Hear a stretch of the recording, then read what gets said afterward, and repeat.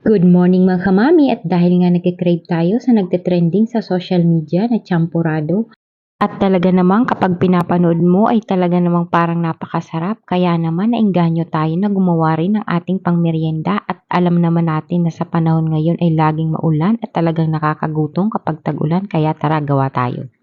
At ito na nga mga mi, ako'y napabili ng kalahating kilo ng malagkit na bigas, at ito na nga, hinugasan ko muna ito, at pagkatapos kong mahugasan ay nilagyan ko ito ng maraming tubig at lulutuin natin ito na parang lugaw. At ito, sa puntong ito ay atin ang buksan ang kalan at lugawin na natin ang malagkit. At ngayon nga ay tiningnan ko ito kung pwede na ba itong lagyan ng asukal, at nang makita ko nga na medyo pwede na ay nilagyan ko nga ito ng 1 cup ng asukal, at maya-maya ay hinihalo ko nga ito.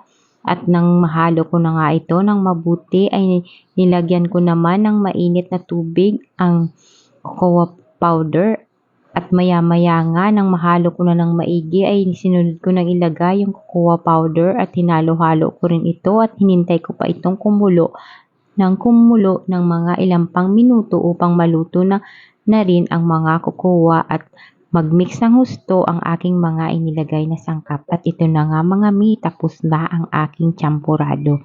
At ano pa ang hinihintay nyo? Subukan nyo na rin magluto sa bahay nyo upang matikman nyo ang napakasarap na nagte-trending sa social media na champurado na kailangan lang pala lagyan ng powder milk at saka evaporated milk, at talaga namang napakasarap.